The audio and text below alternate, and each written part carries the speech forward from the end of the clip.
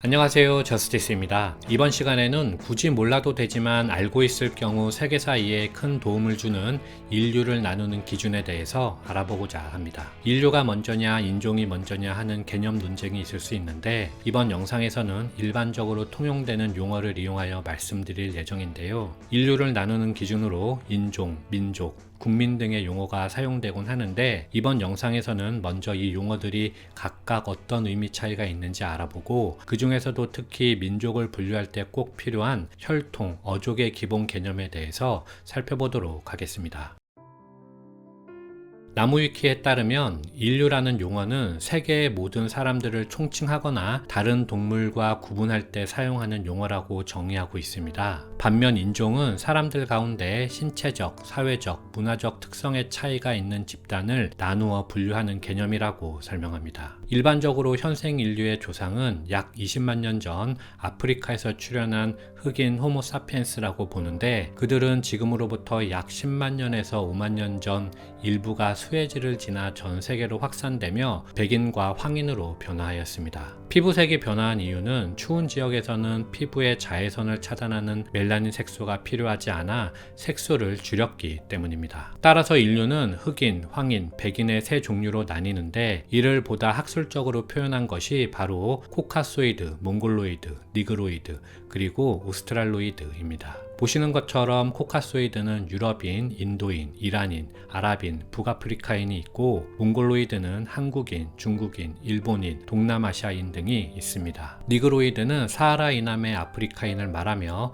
마지막으로 오스트랄로이드는 에보리진, 즉 오스트레일리아 원주민과 뉴기니아인이 있습니다. 하지만 여기서 기억해야 할 점은 유전학적이든 생물학적이든 인종을 결정하는 명확한 경계는 없다는 것입니다. 따라서 위에 언급한 4대 인종은 유전적, 생물학적 기준에 의한 분류일 뿐만 아니라 일반 개념적인 분류이기도 합니다. 그렇기 때문에 같은 코카소이드로 분류된 피부가 하얀 백인과 피부가 검은 인도인이 같은 인종이 될 수 있는 것입니다.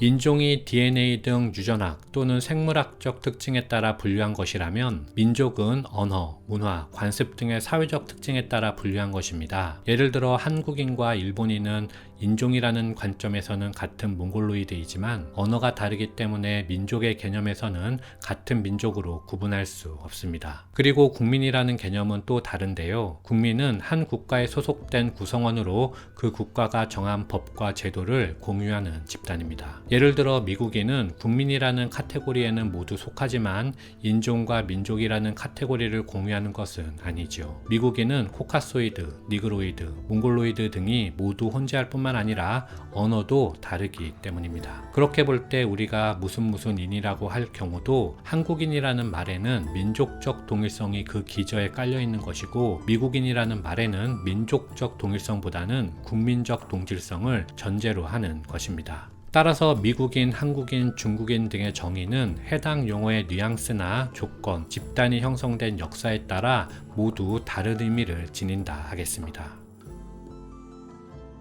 그렇다면 같은 언어를 쓰고 같은 문화적 환경과 관습을 누린다면 같은 민족으로 볼 수 있을까요? 만약 어떤 백인이나 흑인이 한국어를 완벽하게 구사하고 문화와 관습에 있어서도 한국인에 완벽히 동화되었다면 그들을 과연 한민족으로 볼 수 있을까요? 물론 그렇게 보는 사람들도 있겠지만 그렇게 보지 않는 사람들도 있을 것입니다. 그 이유는 바로 혈통 때문인데요. 민족이라는 특징에는 위에 언급한 요소 외에 혈통이라는 추가적인 인식이 포함되기 때문입니다. 그 예로 20세기 초 히틀러는 민족정화라는 명분으로 유대인을 학살한 것으로 알려져 있는데요. 당시 독일에 살던 수많은 유대인들은 자신을 독일인이라 여기고 유대인의 피가 섞였다는 사실을 알지 못했던 사람들이 많았다고 합니다. 하지만 나치는 호적을 뒤져서 수대에 걸쳐 친족을 살펴봄으로써 유대인의 피가 섞여 있는지 살펴보았고, 유대인의 피가 4분의 1 이상인 사람들은 모두 수용소로 보내졌습니다. 그들 대부분은 독일의 언어와 문화, 관습에 완전히 동화되어 있었지만 나치는 그들을 독일 민족으로 보지 않고 혈통을 문제 삼은 것이었죠.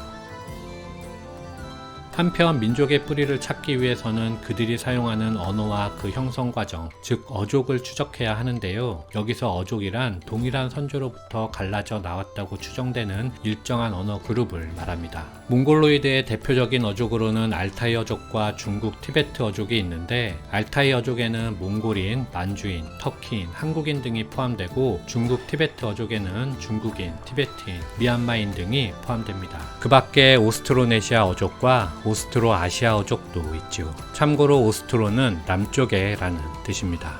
한편 코카소이드의 주요 어족은 셈 어족과 인도 유럽 어족이 있는데요. 셈 어족은 아랍인, 이라크인, 유대인 등이 있고, 인도 유럽 어족에는 유럽인, 소아시아인, 이란인, 인도인 등이 있습니다. 참고로 함 어족, 즉 이집트인을 셈 어족에 포함시키느냐는 의견이 분분한데, 셈 어족과 비교하여 독립된 한 어족을 형성할 정도는 아니라는 견해가 우위를 보이고 있습니다. 그런데 여기서 드는 한 가지 의문점이 있습니다. 다른 어족들은 대부분 고개가 끄덕여지는데 인도 유럽 어족은 이해하기가 어렵기 때문이죠. 왜 인도인과 유럽인이 같은 어족일까요? 우리가 아리아인이라고도 부르는 인도 유럽 어족은 원래 중앙아시아를 본거지로 생활하였으나 기원전 2000년경부터 추위를 피해 대이동을 시작했고, 그중 다수는 서쪽으로, 소수는 이란을 거쳐 인도로 향했습니다. 중동으로 간 아리아인들은 이란, 아나톨리아 반도에 자리를 잡고 긴 세월에 걸쳐 오늘날과 같이 아랍에 동화되었고, 유럽으로 간 사람들은 그리스, 이탈리아 등